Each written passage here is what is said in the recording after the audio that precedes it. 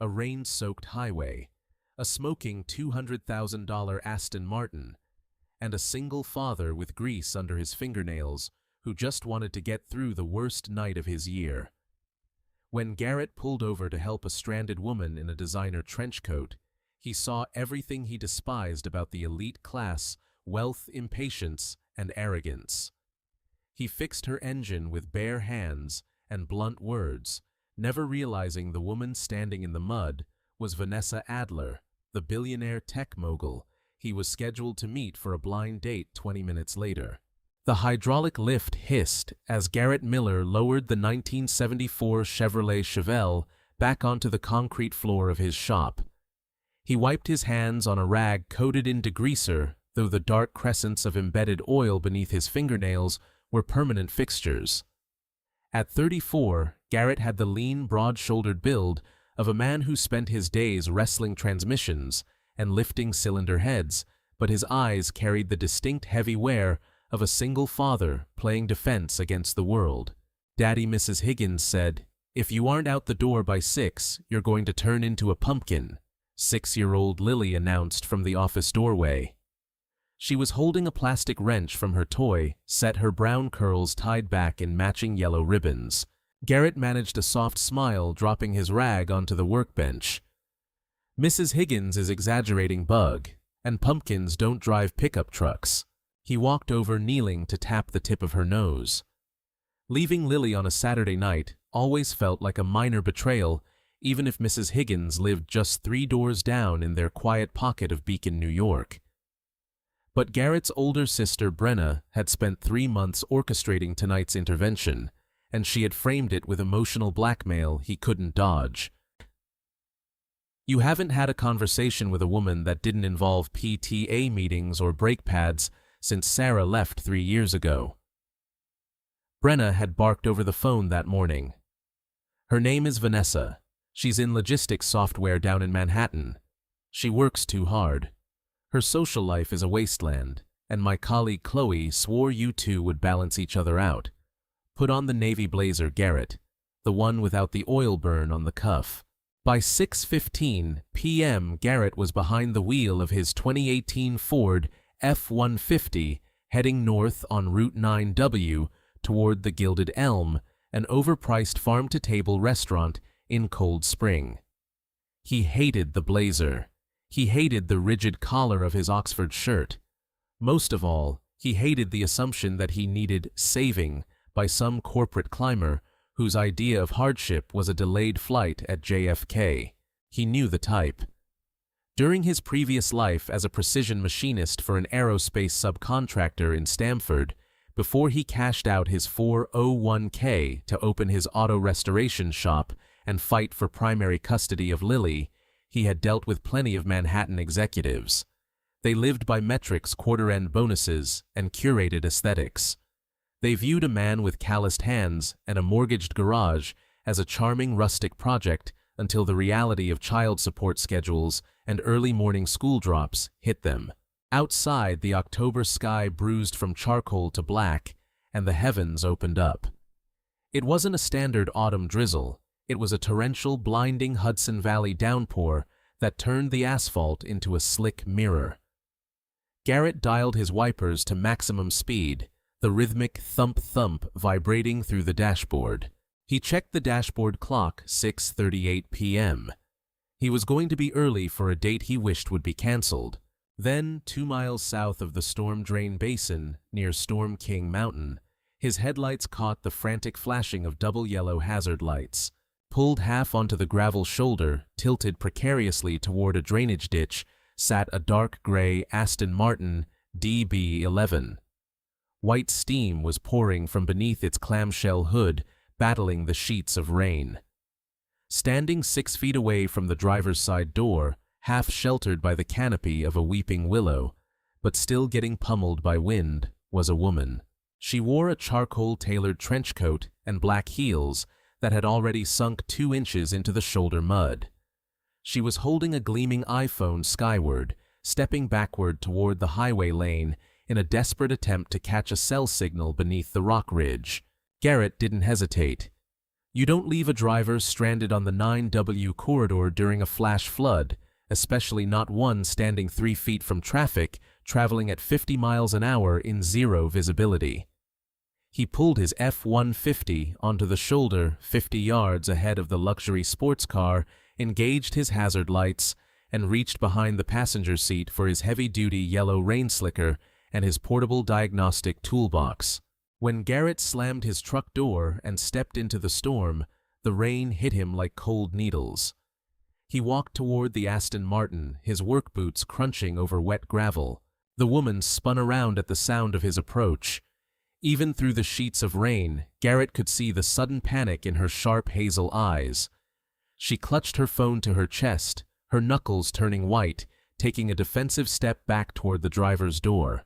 Her dark hair was plastered against her cheekbones, but despite the mascara smudging faintly beneath her eyes, she possessed an intimidating razor-sharp posture. "Stay back!" she yelled over the roar of wind through the trees. "Roadside assistance is already dispatching an emergency tow from Newburgh." Garrett stopped 6 feet away, keeping his hands visible at his sides. "No, they aren't, lady.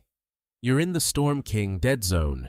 You don't have 1 bar of cellular service here, and Newburgh Towing doesn't run flatbeds down this pass when the flood warnings go up." She looked down at her screen, cursing under her breath. "That's ridiculous. I have corporate priority satellite routing." "You have a metal box on a wet rock." Garrett interrupted, his deep voice carrying easily through the storm. "I'm Garrett. I run a restoration shop down in Beacon. If you keep standing near the fog line, a semi-truck is going to clip you.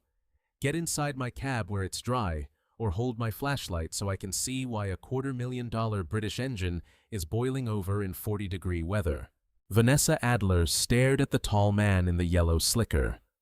For the past 18 months since taking Adler Logistics and Tech public on the NASDAQ, every man she encountered had approached her with either rehearsed deference or predatory financial intent. This man was looking at her designer trench coat and muddy Christian Louboutin heels with sheer, unfiltered exasperation.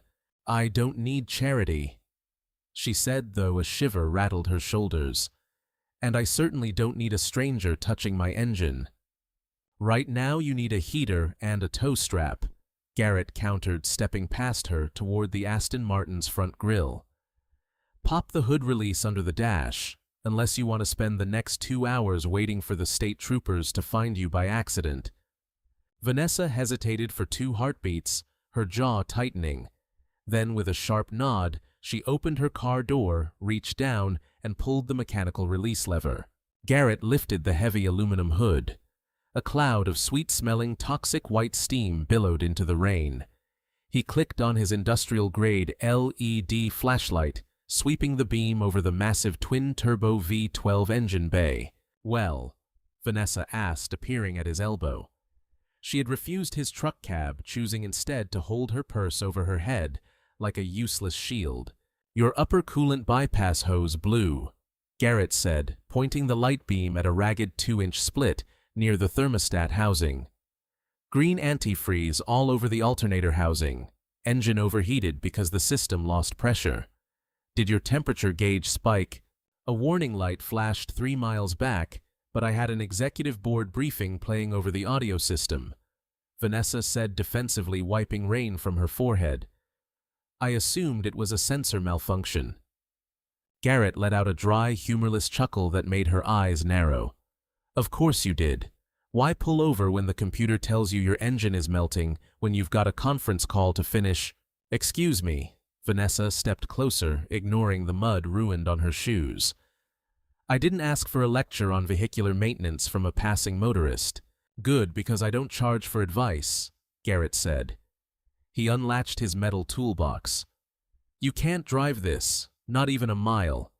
The heads will warp, and your $20,000 engine block will turn into a paperweight. Then fix it," she demanded, her voice carrying the practiced authority of a CEO who managed 500 engineers. "I'll write you a check right now. $500 for a temporary patch that gets me 10 miles up the road." Garrett froze, his hand wrapped around a roll of self-fusing silicone repair tape. He turned his head slowly, letting the flashlight beam drop to her boots before rising to meet her gaze. "Keep your checkbook in your purse, lady," he said quietly, his tone dropping an octave below the wind. "I don't fix cars because rich people throw bills at me. I'm fixing this because leaving anyone on the side of Route 9W in a flash flood is a death sentence. Now hold this light steady on the intake manifold, or get out of my way." Vanessa blinked, stunned. She took the heavy aluminum flashlight from his gloved hand. For the next 12 minutes, she stood silently in the freezing rain, watching Garrett Miller work. He didn't fumble. His hands moved inside the cramped boiling engine bay with surgical precision. He used a rag to wipe away the scalding coolant, wrapped the split hose in thick, overlapping layers of industrial silicone tape, and secured the repair with 2 heavy-duty stainless steel hose clamps from his kit. He worked with a calm, rhythmic efficiency that felt entirely alien to the chaotic corporate boardroom battles she had spent her week fighting. "Where are you headed in such a rush anyway?" Garrett asked as he tightened the second clamp with a nut driver. "Bit far south for the weekend estate crowd." Vanessa let out a bitter sigh, adjusting the flashlight angle. "To a restaurant in Cold Spring. I'm being subjected to a blind date arranged by my executive coach. Apparently my life is too sterile, and I need to meet a grounded, practical man who doesn't work in private equity." Garrett paused the nut driver, slipping slightly on the clamp head. A strange cold prickle ran down the back of his neck, completely unrelated to the rain sliding down his collar. "A blind date?" Garrett asked carefully, keeping his eyes fixed on the hose patch. "Yes," Vanessa said, rolling her eyes toward the dark canopy of trees. "Some small-town guy from Dutchess County, a single father apparently. Chloe swears he's charming, but I already know how tonight goes. He'll spend 45 minutes talking about local property taxes or high school football. He'll feel intimidated the moment he realizes what my company actually does, and I'll end up paying the check out of awkward pity before driving back to the city alone." Garrett's jaw set like granite. He tightened the hose clamp until the metal bit into the rubber sleeve. "Is that right?" he asked, his voice deceptively flat. "It's a statistical probability," Vanessa replied, entirely oblivious to the man beneath the hood. "Men like that, they don't want a partner, they want a caretaker for their kids or an audience for their egos. I only agreed to go because Chloe threatened to resign if I didn't take one evening off." Garrett slowly pulled his hands out of the engine bay. He wiped his palms on a clean rag, took a jug of distilled water from his toolbox, and topped off her expansion tank. He screwed the cap back on with a decisive click. "Lower the hood," Garrett said. Vanessa handed him back the flashlight and pushed the hood down until it latched. She looked at him, her hazel eyes softening slightly as she took in his dripping wet hair and the grease smudged along his jawline. "Thank you," she said, her tone genuinely softening for the first time. "I know I was abrasive when you pulled up. I've had a brutal week, handling a hostile shareholder vote. Truly let me compensate you for your time and the parts." She reached into her leather trenchcoat pocket for her wallet. "Put it away," Garrett said, grabbing his toolbox. "The patch holds under 15 pounds of pressure. Keep your speed under 40. Keep your heater blasted on high to draw heat off the engine, and don't stop until you hit the gas station at the Cold Spring exit. Tell the attendant you need a real replacement hose ordered.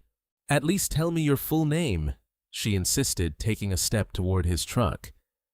"I'd like to send a gift basket to your shop, or leave a 5-star review." Garrett opened the door of his F-150. He looked down at her, at the soaked, shivering, breathtakingly arrogant woman who had just diagnosed his entire existence as a pathetic statistical probability. "Save your pity for your date, lady," Garrett said, swinging himself into the cab. "Sounds like he's going to need a stiff drink." Before she could answer, Garrett slammed the door, shifted into gear, and sprayed gravel into the rain as he pulled back onto Route 9W. 25 minutes later, Garrett stood in the restroom of the Gilded Elm, stripping off his wet yellow slicker and wiping the rainwater from his face with a stiff paper towel.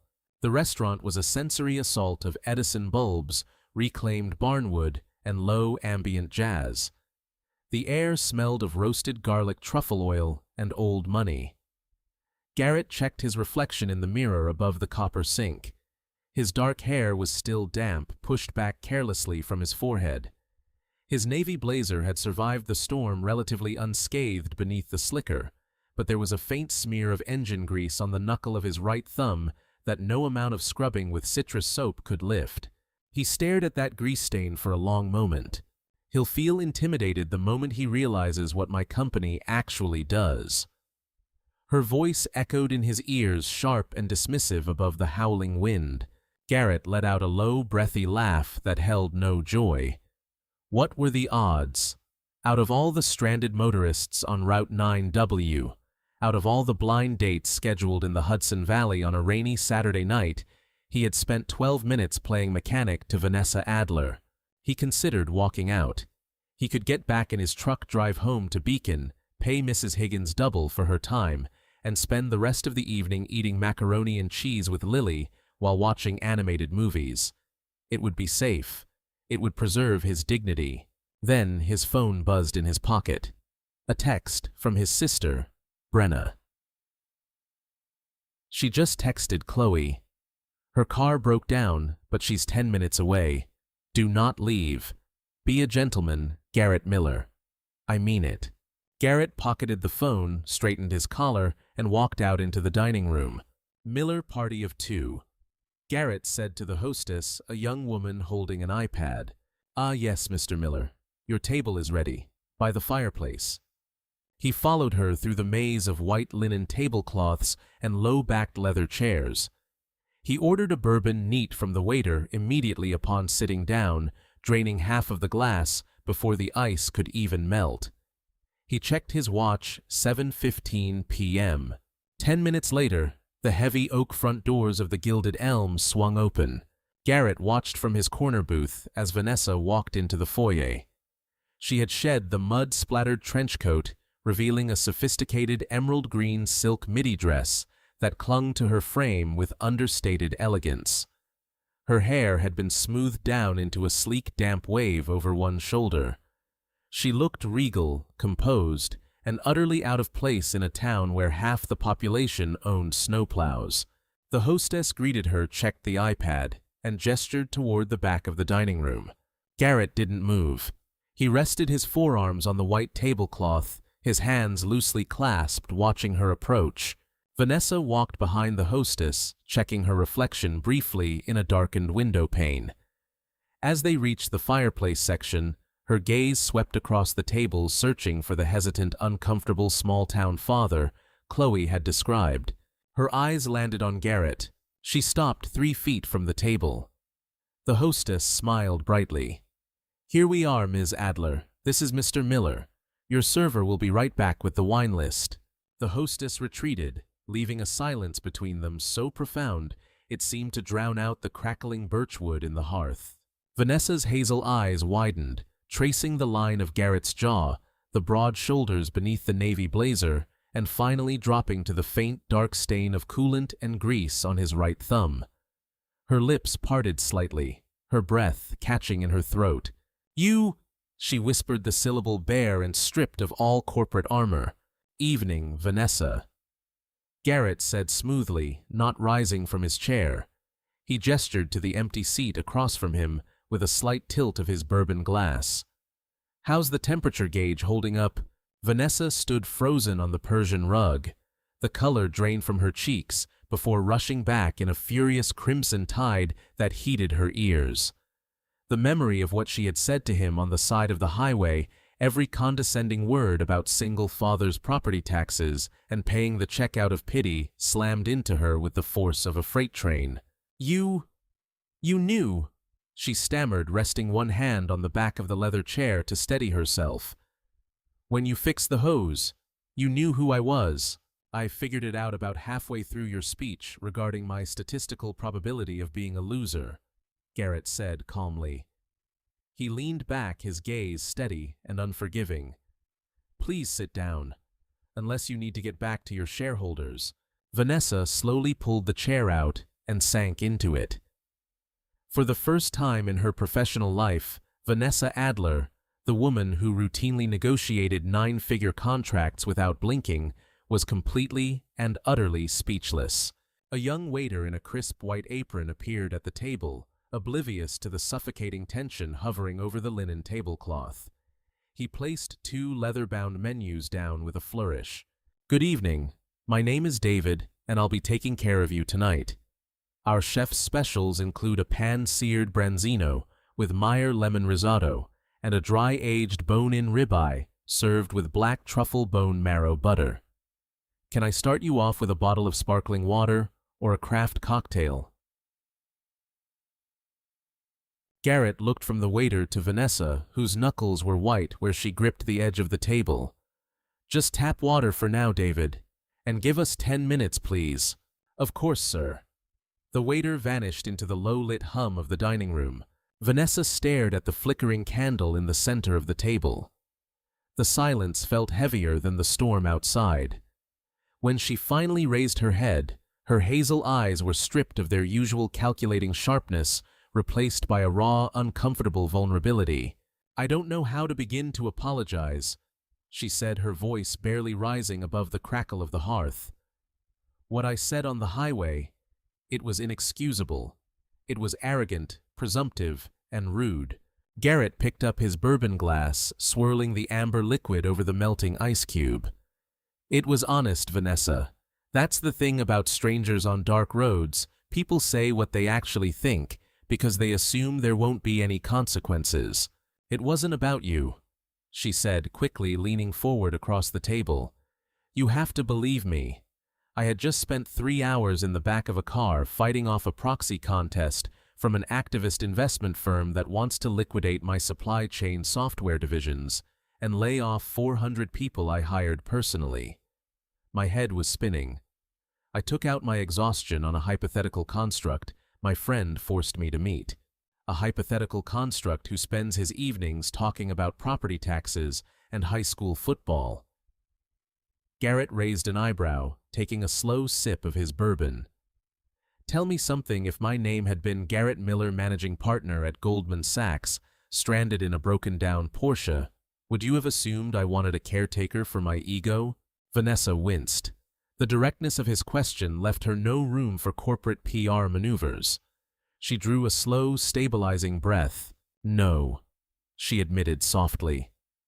"I probably would have assumed you were arrogant and ruthless, but I wouldn't have patronized you. I'm sorry, Garrett, truly. You saved my engine and potentially saved me from a collision out there on Route 9W, and I repaid you by acting like an elitist snob." Garrett studied her face for several seconds. He saw the genuine remorse etched around her mouth, the slight tremor in her hands, as she unfolded her linen napkin.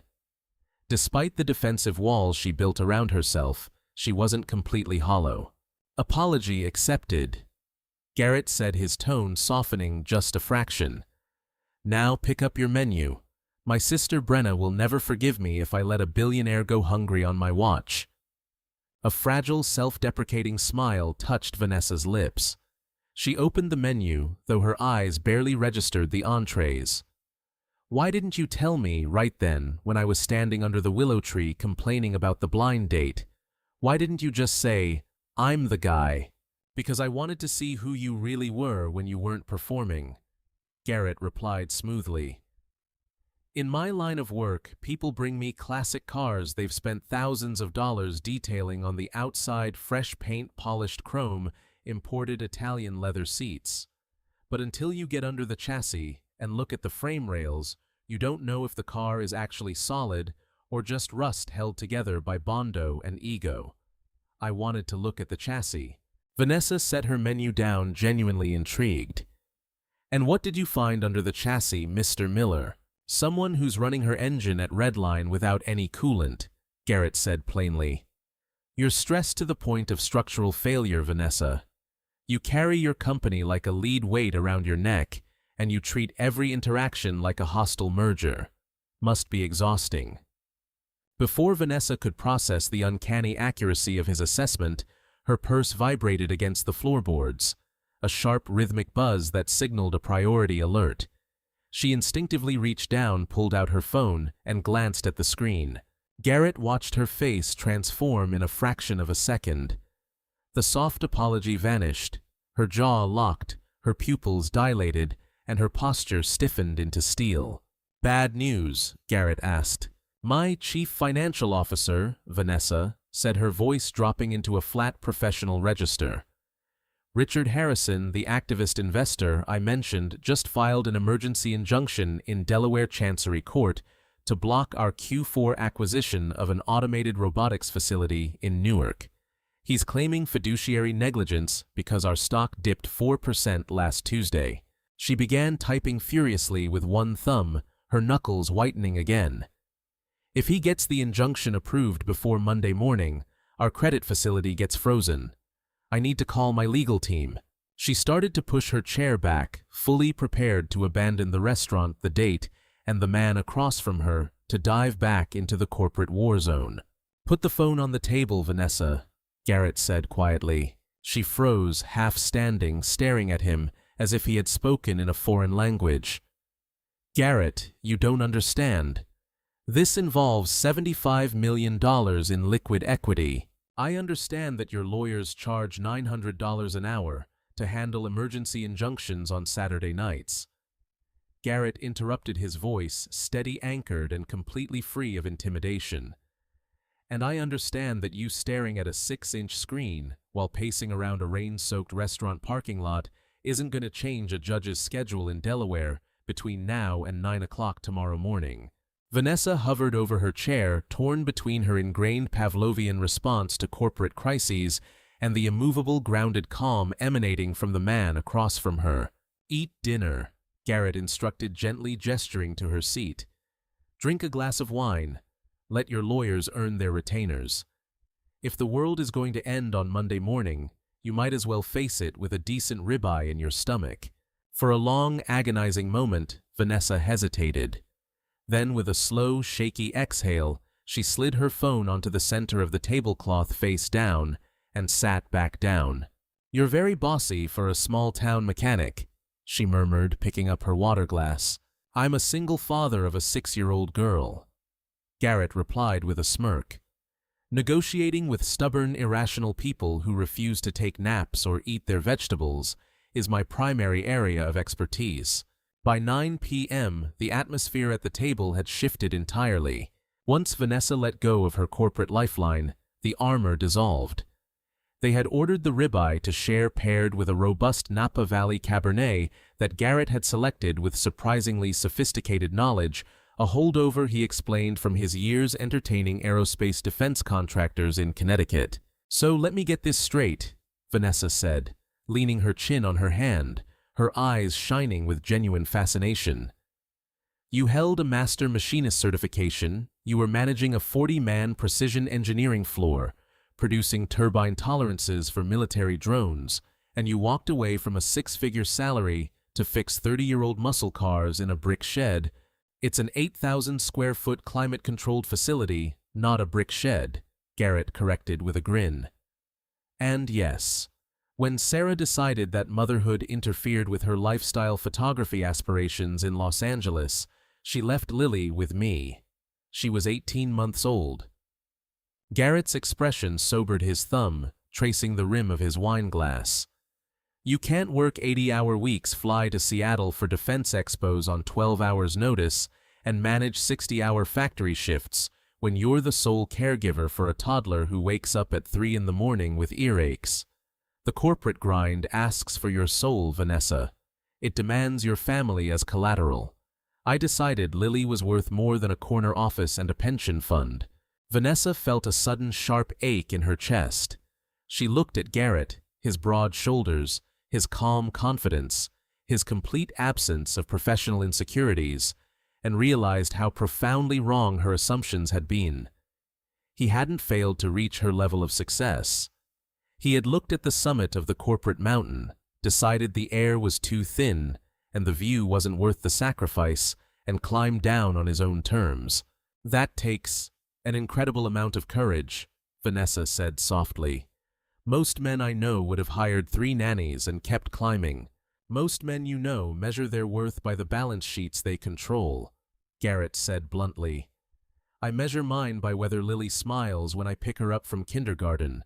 The waiter arrived with the leather checkbook, placing it delicately between them. Vanessa instantly reached her hand toward her purse. Let me take this.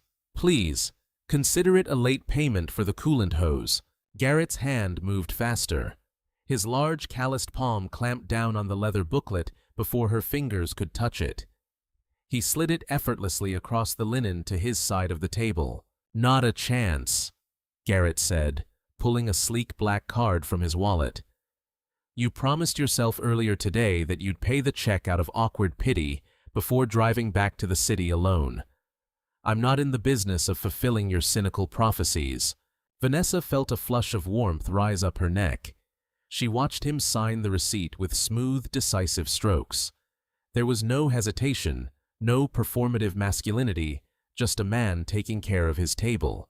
They walked out together into the crisp Hudson Valley night.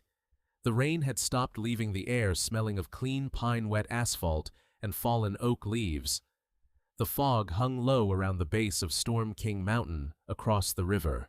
They stepped onto the gravel shoulder, where her Aston Martin was parked alongside his F-150. Vanessa pressed the unlock button on her key fob. The headlights flashed once, but the sound of the locks clicking open was weak, sluggish, and accompanied by a strange electrical clicking noise from under the dashboard. Vanessa frowned, opening the driver's door and pressing the ignition button. Click, click, click, whirr. The dashboard screens flickered weakly, displaying a cascade of warning symbols. Transmission fault. Electrical system voltage, low. Engine management, disabled. What now? Vanessa groaned, dropping her forehead against the leather steering wheel. Did your patch fail? Garrett walked over, leaning his forearms on the open driver's window frame. Patch is holding fine, but when you drove through those standing drainage puddles on 9W with a ruptured coolant system, water got sprayed directly into your alternator assembly and shorted the voltage regulator. Your battery drained itself while we were eating steaks. Can you jump-start it? She asked desperately. I can, Garrett said, but your alternator isn't pushing current back into the battery. If I jump it, you'll get about 4 miles down the road before your fuel pumps die and your headlights shut off at 60 miles an hour on a dark highway. You aren't driving back to Manhattan tonight, Vanessa. She stepped out of the car, looking around the darkened, tree-lined road. The isolation of the Hudson Valley suddenly felt immense and daunting. I don't have a change of clothes. I don't know the hotels around here. I have an emergency legal briefing at 8 o'clock tomorrow morning. First of all, breathe, Garrett said, pulling his phone out. Second, the Hudson Valley Inn is 3 miles away down Main Street in Beacon. It's clean-owned by a friend of mine named Martha, and they have reliable fiber-optic Wi-Fi for your legal calls. I'll load your car onto my friend Jim's flatbed tow truck right now, store it inside my locked shop for the night, and drive you to the inn. Vanessa looked up at him. In the cool moonlight, stripped of her corporate authority and her transportation, she felt entirely dependent on a man she had insulted 3 hours earlier. Why are you being so kind to me, Garrett? She asked softly. You have every reason to leave me to the tow companies and go home to your daughter. Garrett opened the passenger door of his F-150, gesturing for her to get in. Because beneath all that razor wire armor and corporate jargon, Garrett said, looking her dead in the eye, I think you're just a woman who forgot what it feels like to have someone watch her back without sending an invoice. Now get in the truck, Vanessa. It's getting cold.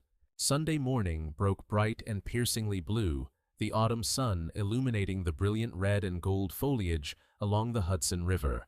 At 9:30 a.m., Vanessa Adler stood outside the industrial steel garage doors of Miller Precision and Restoration on Wolcott Avenue in Beacon. She was wearing a gray Harvard Law sweatshirt and black yoga pants she had bought off the rack at a local pharmacy Martha had directed her to at 8 that morning, her hair pulled back into a simple, practical ponytail. She pushed the side office door open. The shop didn't smell like a typical greasy garage. It smelled of citrus degreaser, polished leather, and hot coffee. In the center of the massive surgically clean bay sat her Aston Martin DB11, already hooked to a diagnostic computer station. But what caught Vanessa's breath was the car sitting on the hydraulic lift next to it, a completely stripped-down Concours quality 1963 Ferrari 250 GT Lusso. Garrett was standing beneath the Ferrari's elevated chassis, wearing clean denim jeans and a fitted gray t-shirt that highlighted the heavy definition of his arms and shoulders. He was pointing a digital torque wrench at a suspension assembly while explaining something in a low, patient voice to a little girl sitting on a rolling shop stool nearby. "See this cotter pin, Lily," Garrett said, tapping a tiny steel clip. "If we don't lock this through the castle nut, the vibration from the road over 500 miles will slowly back the nut off the spindle. Precision isn't about the big parts. It's about making sure the smallest pieces never fail. Because if the little pieces fail, the whole wheel falls off and the driver gets a boo-boo." Lily sagged wisely, clutching a sketch pad and a box of 64 crayons. "Exactly right, Bug," Garrett chuckled. He turned his head, catching sight of Vanessa standing by the doorway. "Morning," Garrett said, lowering the torque wrench. "Martha get you settled in all right?" "She was wonderful," Vanessa said, stepping onto the polished concrete floor. She felt acutely self-conscious in her oversized sweatshirt, a far cry from the silk midi dress of the previous night. "I hope I'm not interrupting your Sunday routine." "Not at all," Garrett said, walking over with a clean rag, wiping his hands. "Vanessa, this is my daughter Lily. Lily, this is the lady whose car had the upset cooling system yesterday." Lily hopped off her stool, trotting over with her sketchpad held out. Her wide brown eyes assessed Vanessa with the brutal, honest scrutiny only a 6-year-old possesses. "Daddy said you drive a spaceship," Lily noted, pointing a yellow crayon toward the Aston Martin. Vanessa blinked, caught off guard, before letting out a genuine, unforced laugh that seemed to startle even her. She knelt down on the concrete, bringing herself to eye level with the child, ignoring how the floor might dust her new pants. "It looks like a spaceship sometimes," Vanessa confided with a conspiratorial smile. "But yesterday it acted like a very grumpy tea kettle. Your daddy had to put a bandage on its pipe." "Daddy fixes everything," Lily stated factually. She looked at Vanessa's plain gray sweatshirt. "You look nicer today. Yesterday in the car you looked like the mean lady from 101 Dalmatians." "Lily." Garrett warned, though he was hiding a grin behind his hand. "It's quite all right." Vanessa laughed, feeling a warmth in her chest she hadn't experienced in years. "She's entirely right. I felt like the mean lady yesterday." Before the conversation could continue, Vanessa's phone, clutched tightly in her palm, shattered the peaceful garage atmosphere with a shrill, escalating alarm. It wasn't a text. It was an urgent priority call from her general counsel, Arthur Vance. Vanessa stepped away toward the front office glass, hitting answer. "Arthur, tell me we have the Delaware response filed." "Vanessa, where the hell are you?" Arthur's voice boomed through the earpiece, frantic and trembling. "Turn on CNBC or Bloomberg right now. Richard Harrison didn't just file the injunction, he leaked a manufactured story to the press half an hour ago." Vanessa felt the blood freeze in her veins. "What story?" "So. He's claiming that due to erratic executive leadership and undisclosed personal crises, you've gone incommunicado during the Newark Robotics acquisition negotiations. He released drone photos of your car being towed away on a flatbed in upstate New York last night, claiming you were involved in an undisclosed accident and are medically unfit to lead the board meeting tomorrow morning." "That's slanderous absurdity," Vanessa hissed, pacing the length of the office window. "My car had a blown coolant hose. I'm standing in Beacon right now." "It doesn't matter what the truth is, Vanessa," Arthur shouted. "The Asian markets open in 4 hours, and our pre-market futures are already down 9%. Harrison has called an emergency quorum of the board of directors for 1 p.m. today, via secure video conference. If you don't appear on that screen with a fully stabilized corporate environment, audited financial reassurances, and proof that the Newark acquisition logistics are locked down, the board is going to vote to suspend your operational authority pending a medical review. Vanessa gripped the edge of Garrett's metal desk so hard her wrist trembled. Her breathing turned shallow, rapid, and ragged. Arthur, all my acquisition files, my encrypted security token for the board portal, and the logistical mapping hard drives are in my briefcase in the trunk of the Aston Martin. I can't drive back to the city by 1 o'clock. My car is dead. Then find a car service, rent a helicopter, or steal a bicycle. Arthur yelled. If you aren't logged into that secure server by 1 p.m. with your full presentation ready, 10 years of your work gets handed to Richard Harrison on a silver platter. The line went dead. Vanessa dropped her phone onto the desk. The room began to spin. 10 years of 80-hour weeks, 10 years of sacrificed relationships, 10 years of building Adler Logistics from a 2-person startup in a Brooklyn garage into a multi-billion-dollar powerhouse, all of it slipping through her fingers because of a burst rubber hose and a calculated Sunday morning coup. She sank into Garrett's office chair, burying her face in her trembling hands. A single hot tear of pure frustration and helplessness escaped her eye, tracing down her cheek. The office door opened quietly. Garrett stepped inside, closing the door behind him to keep Lily out in the main shop bay. He walked over, leaning against the edge of the metal desk right next to her chair. "Talk to me," Garrett said simply. Vanessa looked up, her hazel eyes red-rimmed and panicked. "I'm ruined, Garrett. My rival orchestrated a board coup. They think I'm incapacitated up here. I have an emergency video conference at 1 o'clock that will determine the fate of my company, but the proprietary software and security tokens I need to run the presentation are tied to my car's internal mainframe and my hard drives in the trunk." She gestured wildly toward the shop bay. "Your diagnostic computer said the car's electrical system is completely locked down due to the voltage regulator fault. Without main battery power, the trunk electronic release won't even disengage, and my encrypted laptop won't interface with the onboard logistical server. I am literally trapped 3 hours away from saving my life's work." Garrett stood silent for a moment, looking through the glass at the sleek, dead British sports car sitting in his shop. His analytical mind, trained on thousands of complex mechanical and electrical puzzles, began dissecting her panic into solvable equations. "You don't need to be in Manhattan to run a video conference," Garrett said calmly. "You need high-speed fiber internet, clean power to your laptop, and access to your trunk." "Garrett, did you hear me?" Vanessa cried out. "The electronic release is dead. The car has no power." Garrett let out a dry, confident smile. He reached down, gently grasping her shoulder and squeezing it with reassuring strength. "Vanessa," he said smoothly, "you spent 10 years building a software empire, but you clearly don't know a damn thing about automotive engineering. Every luxury car on Earth has a mechanical emergency trunk release cable hidden behind the rear seat bolster in case of total electrical failure. And as for your onboard computer server," he pointed toward his industrial diagnostic workstation, which boasted triple 4K monitors and a heavy-duty uninterruptible power supply unit.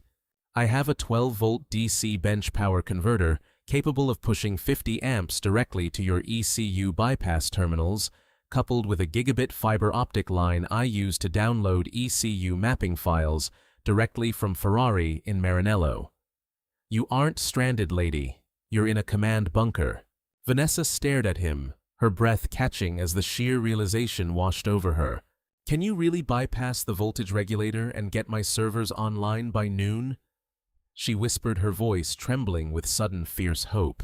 Garrett rolled up the sleeves of his gray t-shirt, revealing the clean, muscular forearms of a man who spent his life solving problems other people gave up on. "Give me 45 minutes and a cup of black coffee," Garrett said. "Let's go show your board of directors what happens when a billionaire CEO hires a real mechanic." The atmosphere inside Bay 3 of Miller Precision and Restoration transformed from a quiet Sunday garage into a high-stakes tactical operations center within 15 minutes. Garrett didn't waste time with guesswork. He retrieved a specialized plastic trim removal wedge from his roll-around tool chest and slid it effortlessly behind the rear leather bolster of the Aston Martin's cabin. With a flick of his wrist and a sharp, practiced pull, the panel unclipped, exposing a braided steel Bowden cable routed beneath the rear firewall. He gave it a firm tug. A heavy mechanical clunk echoed through the shop as the clamshell trunk lid popped open, entirely independent of the dead electrical grid. "Step 1, Garrett said, lifting the carbon fiber deck lid. "Get your gear." Vanessa scrambled to the rear of the vehicle, grabbing her ballistic nylon Toomey briefcase. Inside sat her primary workstation, a customized encrypted Dell Precision mobile workstation, 2 physical biometric YubiKeys, and a high-speed external solid-state drive housing the raw telemetry mapping of Adler Logistics' entire North American freight network. While she unpacked her equipment onto the stainless steel workbench beside his diagnostic rig, Garrett rolled over a heavy-duty Agilent laboratory-grade programmable DC power supply, a $6,000 unit he used to calibrate delicate vintage dashboard avionics.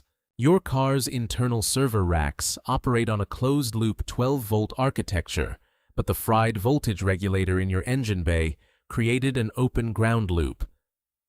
Garrett explained, his hands flying as he stripped 2 heavy-gauge copper leads.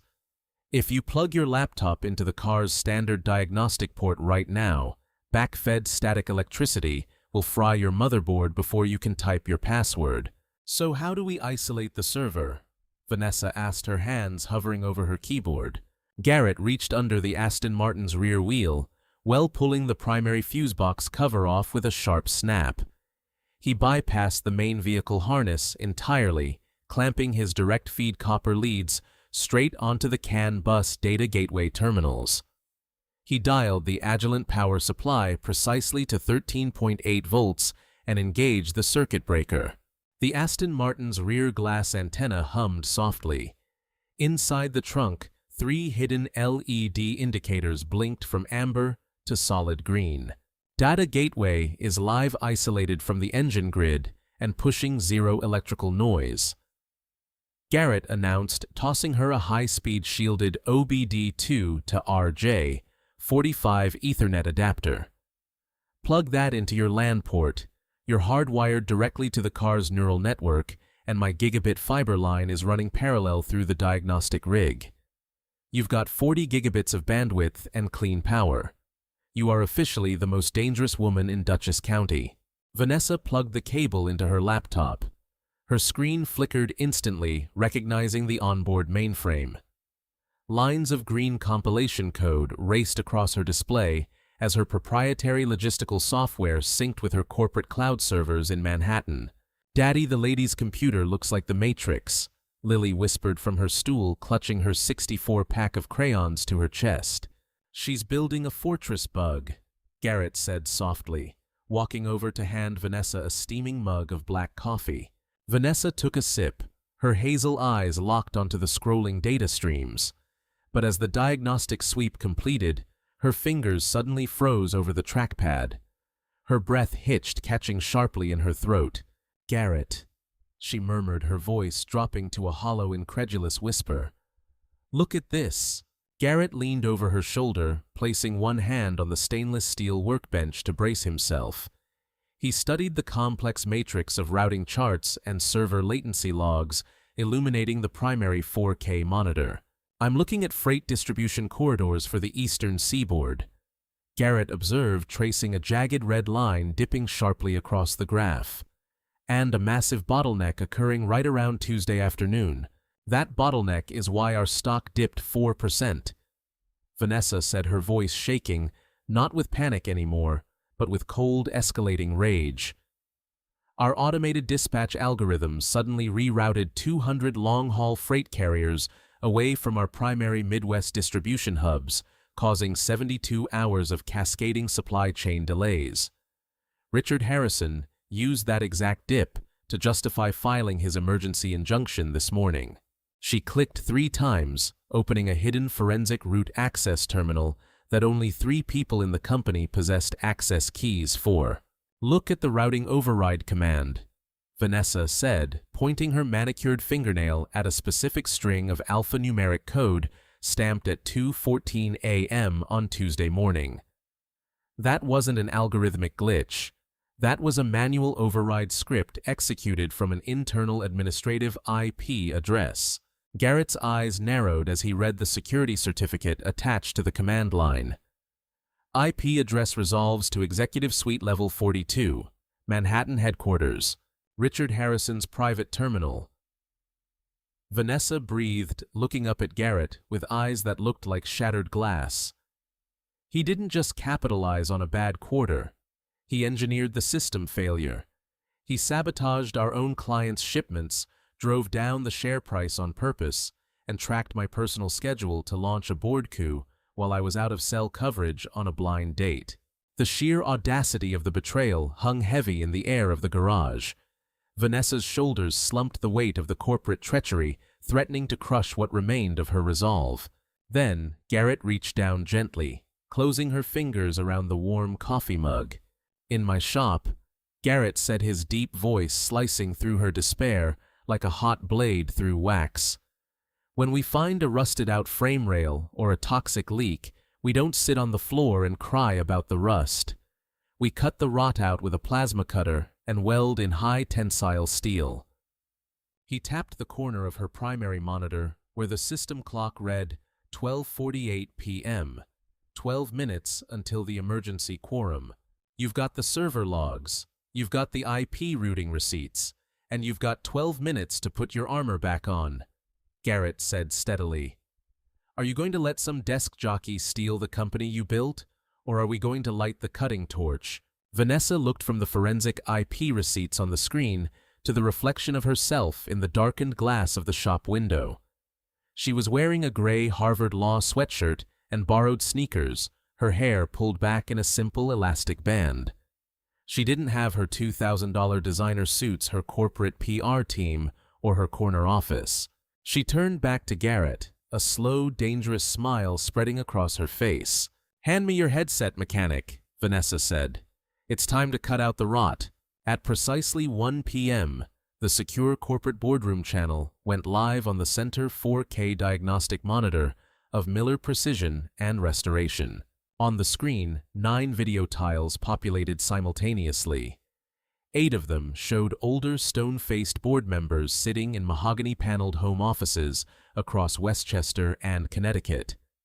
The central tile showed the corporate boardroom at Adler Logistics' Manhattan headquarters. Sitting at the head of the conference table, flanked by 2 corporate litigators in charcoal suits, was Richard Harrison, his silver hair impeccably coiffed, a smug predatory curve resting on his lips. "Good afternoon, gentlemen," Harrison began, his voice dripping with false gravity. "I call this emergency quorum of the board to order. As briefed, we are facing an unprecedented crisis of executive continuity. Ms. Adler has suffered a severe personal breakdown, vanishing into the upstate wilderness during critical acquisition negotiations, leaving our shareholders exposed to extreme fiduciary volatility. I wouldn't start popping the vintage champagne just yet." "Richard," Vanessa's voice rang out through the audio feed, clear, sharp, and razor cold. Harrison abruptly stopped mid-sentence. Every board member on the conference feed blinked as tile number 10 activated. Instead of a frantic, disheveled CEO broadcasting from a grainy cell phone in a ditch, the board was confronted with a stunningly crisp, broadcast-quality 4K feed. Vanessa sat upright in Garrett's leather executive chair, framed by the pristine high-tech industrial architecture of the restoration shop. Behind her, the gleaming chrome engine stacks of the vintage Ferrari caught the overhead studio lights, exuding an atmosphere of absolute precision, dominance, and control. "Vanessa." Harrison recovered quickly, his face darkening. "Where the hell are you? You missed the morning legal prep, your vehicle was spotted on a flatbed tow truck, and our stock is hemorrhaging." "Chairman Kincaid, I move," that we immediately suspend her operational oversight. Shut up, Richard, Vanessa said calmly, adjusting the boom microphone above her desk. Chairman Kincaid, members of the board, I apologize for taking this call from my upstate engineering and logistical facility in Beacon, but last night, my vehicle suffered a mechanical failure on Route 9W, an engineering facility. Harrison scoffed, leaning toward his conference microphone. Look at her background. She's sitting in a Greasy auto repair shop. She's lying to the board to cover up her erratic, negligent absence during the Newark Robotics acquisition.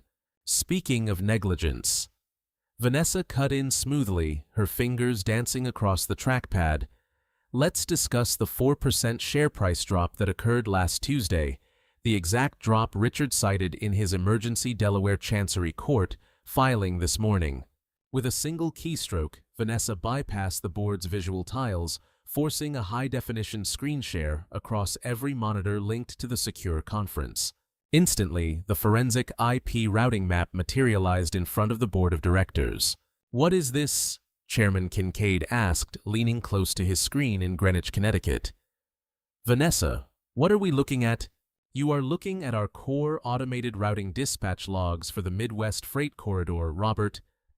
Vanessa explained, her voice carrying the absolute authority of a founder defending her empire. Specifically, an unauthorized administrative override executed at 2:14 a.m. on Tuesday.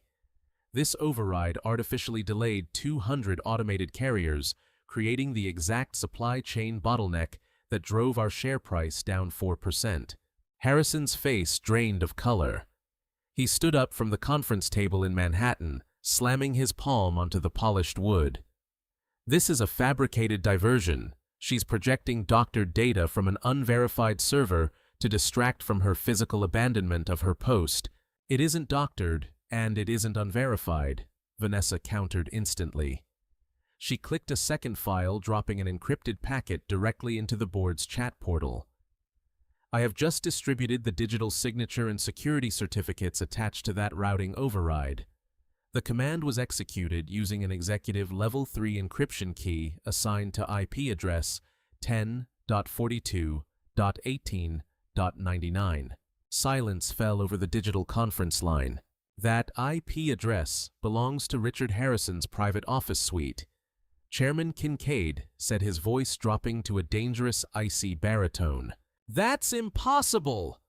Harrison shouted, looking frantically at his two litigators who were suddenly inching their chairs away from him. Her car's computer system was completely fried by an electrical short. She doesn't have access to the root servers, who processed that data. She's running an unauthorized third-party breach of our corporate mainframe from a backwoods garage.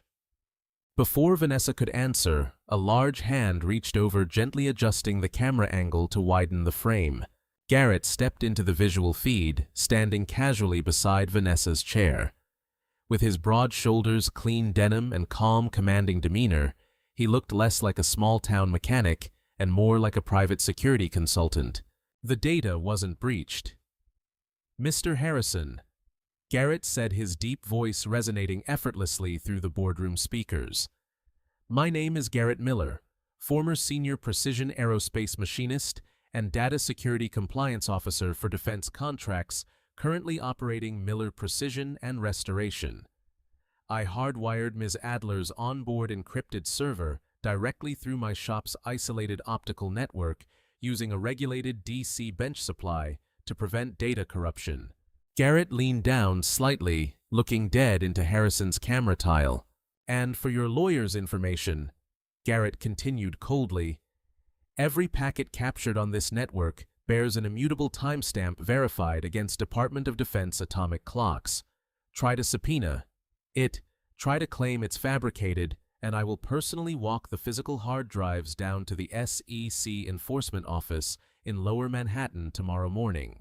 Harrison collapsed back into his leather conference chair, his mouth opening and closing wordlessly. His lead litigator quietly reached out and closed his briefcase with a definitive snap. Chairman Kincaid took a deep, audible breath through his microphone. Richard, Chairman Kincaid said firmly, Turn in your security credentials and your corporate laptop to HR immediately. You are hereby suspended from the board of directors pending a full federal forensic audit and an immediate SEC referral for securities fraud and corporate sabotage. Kincaid turned his gaze back to Vanessa's tile, his expression softening into profound respect. Vanessa, as for the Newark Robotics acquisition, what is our status? Vanessa smiled, resting her hands flat on the stainless steel desk. The acquisition paperwork was finalized and locked into my onboard server at 5 p.m. yesterday, Robert. Funding is secured, and the integration timeline begins Wednesday morning. I'll see you all in the office on Tuesday. I'm taking the rest of my Sunday off. Understood, Ms. Adler.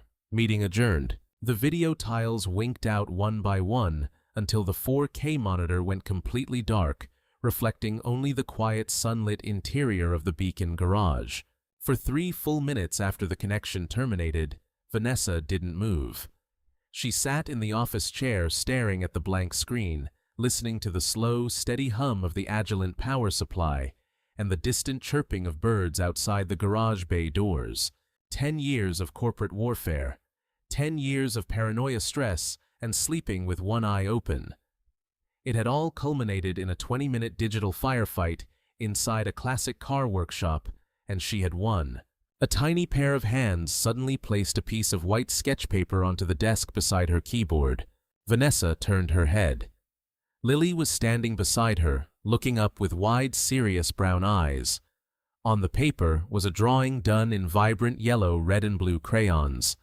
It depicted a silver car with rocket fins flying over a dark blue river, piloted by a stick figure with long, dark hair and a massive, triumphant grin. "That's your spaceship," Lily explained proudly, pointing a finger at the crayon exhaust flames. "Daddy fixed the pipe so it flies again, and you made the mean, screaming man on the TV go away." Vanessa felt a sudden, overwhelming tightness in her throat. The rigid steel plates wrapping around her chest, the protective armor she had worn every day since her late 20s, cracked wide open. She picked up the drawing, her fingers trembling slightly, and looked from the paper to the little girl, and finally up to Garrett. "Thank you, Lily," Vanessa whispered, her voice husky with genuine emotion. This is the best corporate report I've ever received. I'm going to frame it." Lily beamed, skipping back over to her rolling stool to organize her crayon box. Garrett walked over, leaning against the edge of the desk. He turned off the DC bench supply, silencing the hum of the electrical equipment. He looked down at Vanessa, his eyes warm, searching, and entirely devoid of the intimidation or reverence she usually encountered from men. "How does the engine feel?" Garrett asked softly. Vanessa leaned back in the chair, letting out a long, shuddering exhale that seemed to drain 10 years of accumulated exhaustion from her bones. She looked at her hands, no designer watch, no diamond cuffs, just a woman in a gray sweatshirt who had survived the fire. "Light," she admitted, looking up into his steady eyes. "For the first time since I went public, I feel completely light." She stood up, stepping close enough to him that she could smell the subtle scent of pine soap and clean machine oil on his shirt. "Garrett," she said earnestly, "what you did today, saving my car on Route 9W, giving me sanctuary here, backing me up against Harrison. I can't just write you a check for this. Name your price. A corporate retainer, an equity partnership in our logistics fleet, a new commercial building for your shop, anything." Garrett shook his head slowly, a gentle, knowing smile touching his lips. He reached out his rough, calloused thumb, softly brushing a stray lock of dark hair away from her forehead. "You still don't get it? Do you, lady?" Garrett murmured. "I told you yesterday. I don't fix things because rich people throw money at me. I fixed your engine because you were stranded. I fixed your board presentation because bullheaded bullies like Harrison need to be put in their place." He let his hand drop to his side, stepping back to give her space. "Your Aston Martin has a brand new silicone-reinforced coolant hose installed," Garrett said, pointing toward the bay doors. "System holds 20 pounds of pressure without a drop of leakage. The battery is fully charged, and Jim's flatbed dropped it off the lift an hour ago. You're free to drive back to your glass tower in Manhattan whenever you're ready." Vanessa looked at the silver sports car gleamed under the shop lights. She looked out the window toward the winding asphalt of Route 9W, leading south toward the dense, suffocating concrete canyon of New York City. Then she turned back to Garrett Miller, the single father who had looked beneath her polished surface, identified every broken weld in her life, and helped her rebuild her chassis from the inside out. She walked over to her nylon briefcase, picked up her phone, and powered it off. The screen went completely black. She dropped it into her bag and zipped it shut.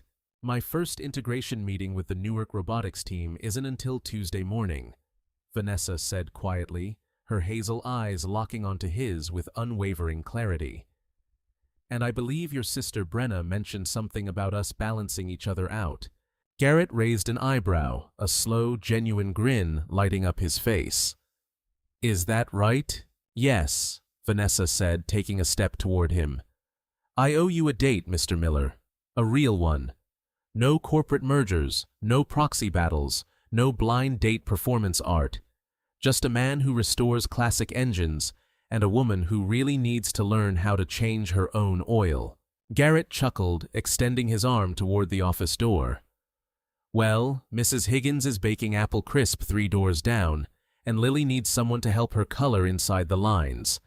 Think you can handle Dutchess County pacing on a Sunday afternoon?"